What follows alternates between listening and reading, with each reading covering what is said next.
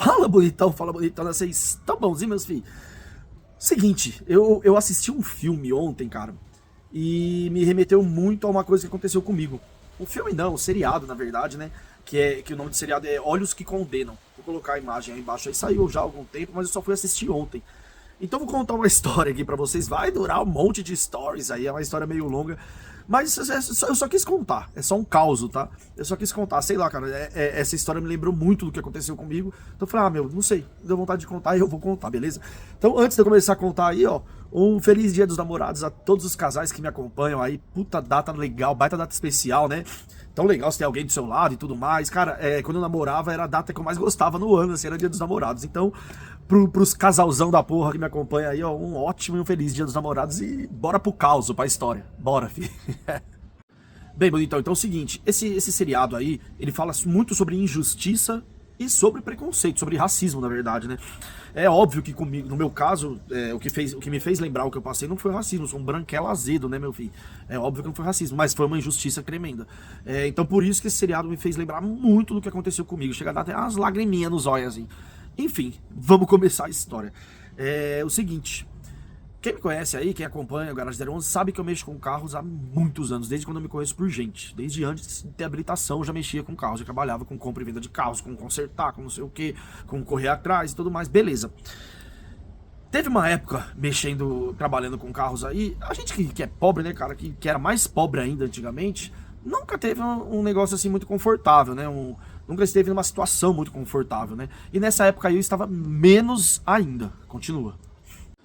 Como eu falei, isso aqui vai durar um monte de stories. Acompanha aí quem quiser, mas garanto que a história é até. Opa, garanto que a história é até legal. Aí, beleza. Então teve uma época, cara, que puta que pariu, eu só mexia com carro porcaria, cara. Não tinha dinheiro pra nada, nada, nada mesmo, velho. Assim, cara, vendia o café pra comprar o almoço. Era isso aí. E aí o que aconteceu? Como eu trabalhava com carros, eu comecei a pegar carros com documentação ruim.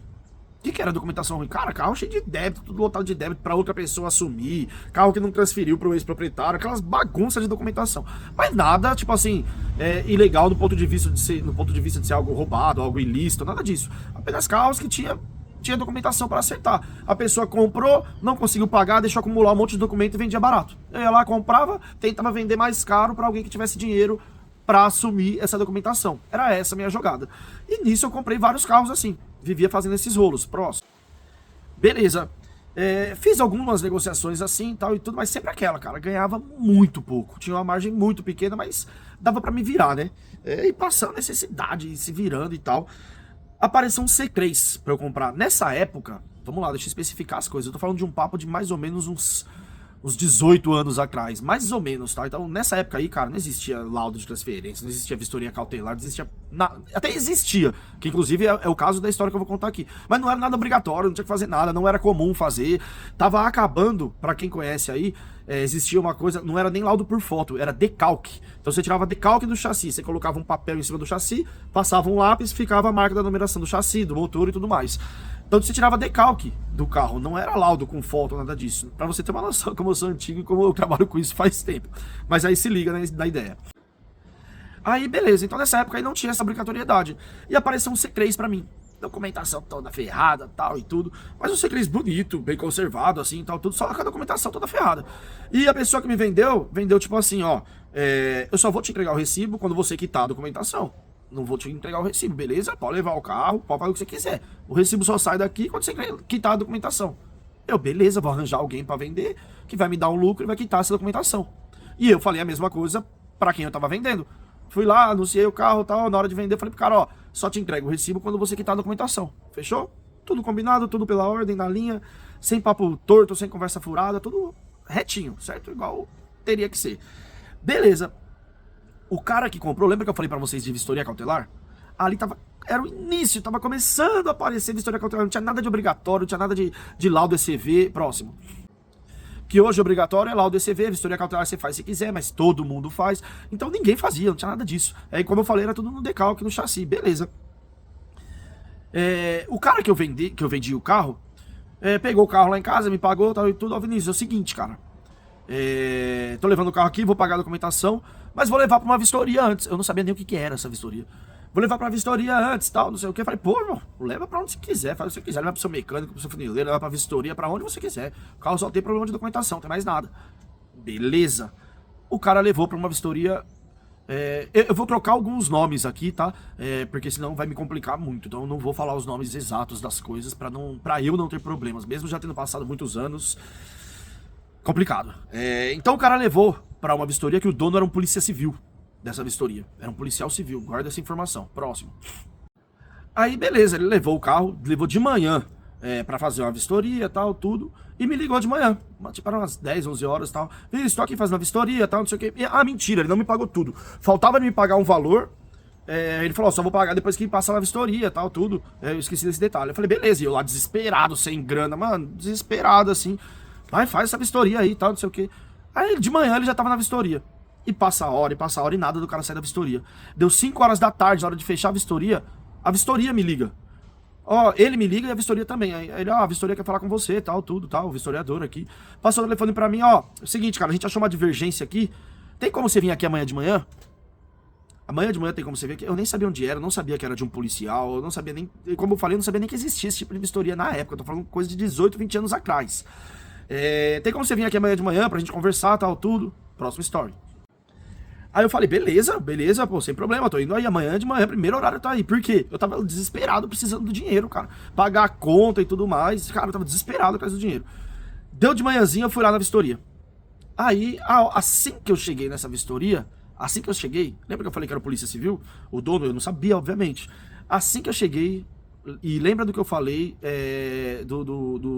da série, sobre injustiça, tá? Beleza, assim que eu cheguei na vistoria, já chegou um cara pra falar comigo assim, maior ignorância, eu dei bom dia, o cara nem bom dia deu, o cara, vem aqui, mano, vem aqui. Entrou numa salinha, uma salinha 2x2, assim, pequenininha lá dentro da vistoria lá, uma mesinha no meio assim e um banco de cada lado, assim. Senta aí, moleque, desse jeito pra mim, senta aí, moleque. Aí eu sentei e tal, tudo, ele pegou uma quadrada, colocou na mesa assim, colocou a quadrada na mesa, sentou na outra poltrona. Você tá pensando o quê, seu filho da puta? E não sei, aí começou a me xingar. E eu, sem entender, e o cara me xingando.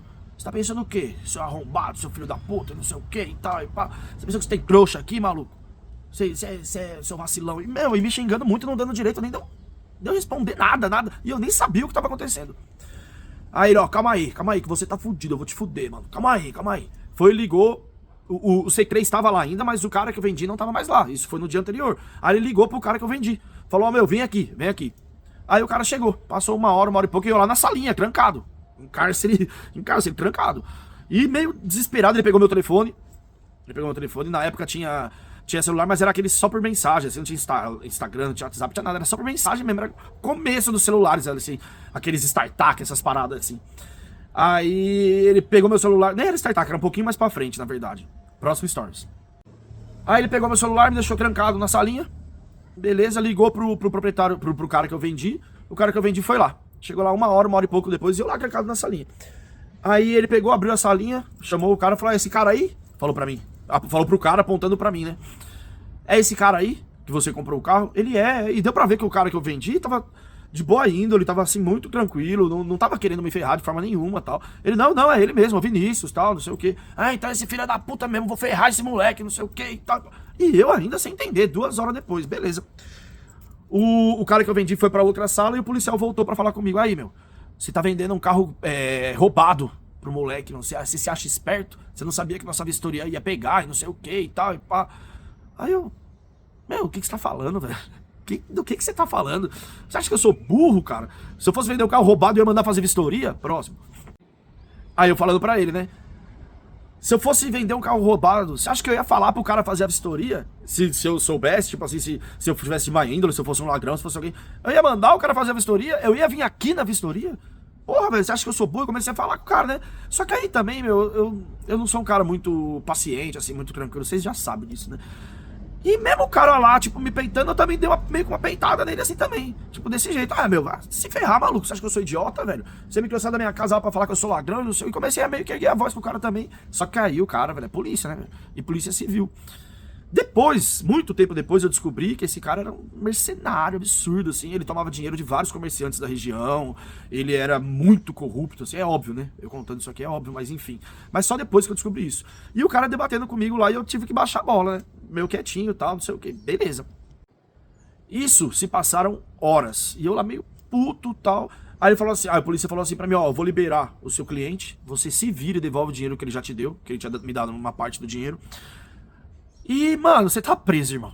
Você tá preso, tô te levando pro Dake, certo? Você tá preso e já era pra você. Aí eu falei, meu amigo, eu tenho as conversas aqui que eu comprei, eu tenho endereço de quem eu comprei, tenho tudo. Tenho tudo. Ele não queria me ouvir. De jeito nenhum, o cara não me ouvia. O cara, meu, cala a boca, filha da puta. Não fala comigo. Desse jeito ele falou pra mim. E ele nem olhou as conversas que eu tinha, ele nem ficou interessado em saber de onde veio o carro. E eu falando pra ele toda hora, cara, eu tenho aqui, ó, tenho tudo com a pessoa que eu comprei, tá aqui, ó, no telefone e tal. E o cara, ele não queria saber, ele queria me ferrar de qualquer jeito. É aí que eu falo que tá igual lá no seriado, lá, nos Olhos que Condenam. O cara queria, lá também é a mesma coisa, a mulher queria ferrar os moleques de qualquer jeito, a todo custo, não importasse a verdade. Comigo foi a mesma coisa, continuando. Beleza, ficou nessa guerra aí de eu tentar mostrar a mensagem pra ele. E eu virava pro meu cliente, antes do meu cliente ter ido embora, antes do comprador ter ido embora, eu falava, olha aqui, mano. Olha aqui, escrito aqui, olha o cara que eu comprei. Ó, aqui, eu tenho o endereço do cara, tenho tudo. Aí ele falava, e esse cara que comprou de mim ficou do meu lado. Ficou, não, falava pro policial, não, cara, pô, olha aqui, ele tem tudo. Eu não quero saber. Esse moleque tá errado e já era, eu não quero saber. É folgado demais esse moleque aí, só por isso ele tá fudido, vou fuder ele, não sei o quê. Beleza. Nisso, ele dispensou o cara que comprou o carro. E eu fiquei lá com ele lá. Ele falou, ó, você vai ficar aqui comigo até o fim do dia, me trancou lá na salinha lá. E, mano, eu sem comer nada, morrendo de fome, e aquele apavoro psicológico e tal.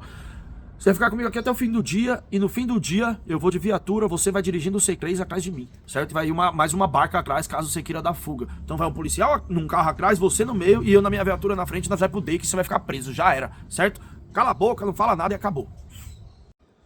Aí, beleza. Foi se passando o tempo, eu lá preso na salinha e tal, e ele... Isso que lembra também muito, que eu vou falar agora, lembra muito a série também. A tal da injustiça, assim. Ele virou pra mim e falou assim, meu, é o seguinte, velho. Esse carro tem furto, tal, tudo. E eu vou falar pra vítima te reconhecer.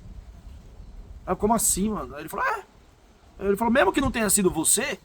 Eu vou falar pra vítima que você fazia parte, que você tava numa esquina esperando os ladrões roubar, que você tava dando cobertura na fuga. Eu vou falar pra ela te reconhecer como o assaltante, como o cara que tava portando a arma que enquadrou elas. E pode ficar tranquilo que a vítima vai reconhecer sim, você tá fudido. E aí, velho, aí desespero. E ele realmente tava falando com as vítimas. Ele me mostrou aqui, ó, a mulher aqui, ó, que foi assaltada, que era dona desse carro e tal, não sei o que, e tal. E o carro era realmente errado, eu não sabia, eu comprei errado na época. Não sabia, velho, eu desesperado tal e tudo, e começando, né, mexendo com o carro. Beleza, mas eu tava de boa índole.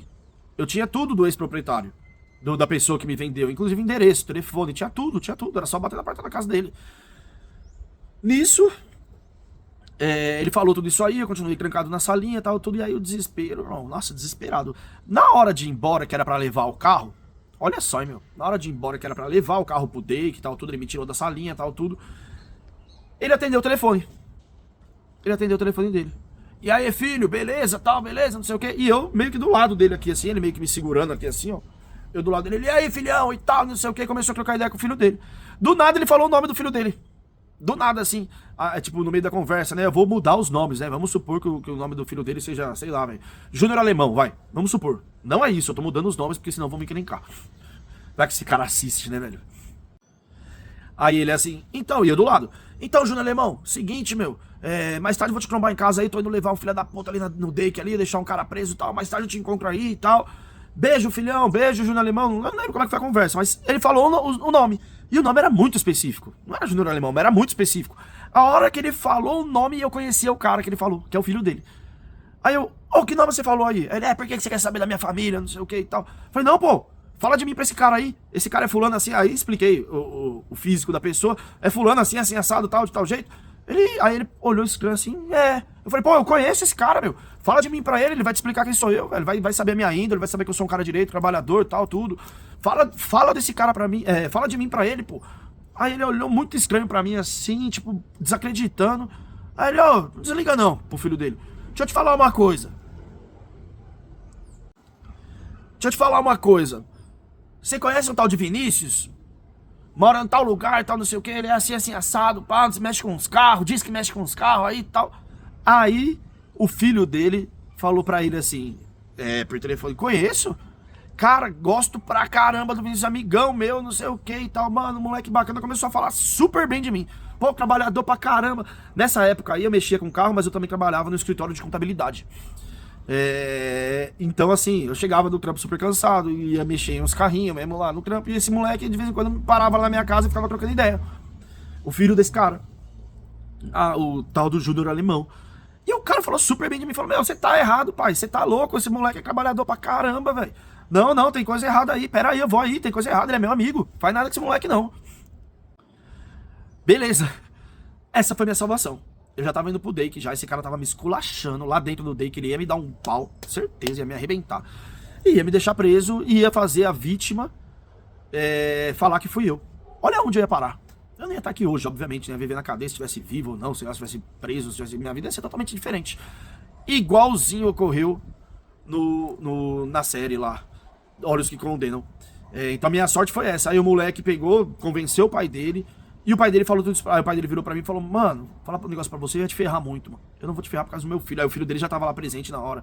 Eu ia te ferrar demais, mano. Eu ia colocar vítima, ia colocar todo mundo. Mano, ia colocar testemunha que nem existe. Eu ia arrombar sua vida, ele falando pra mim. Porque eu achei que você não foi da hora com o cara que você vendeu, não sei o quê. E eu impliquei com você que você é muito forgado e tal, não sei o quê. Foi desse jeito a conversa. Continuando. E me falou tudo isso. Falou, meu, o que te salvou foi conhecer meu filho e meu filho... Dá um depoimento aí a seu favor, viu, velho? E o filho dele lá, comigo do lado tal, eu quase chorando tal. Ele falou, ó, meu, mas seu carro vai ser preso, tal, tudo esse carro aí vai ser preso, esse carro é clonado, tal, tudo, é roubado, tal.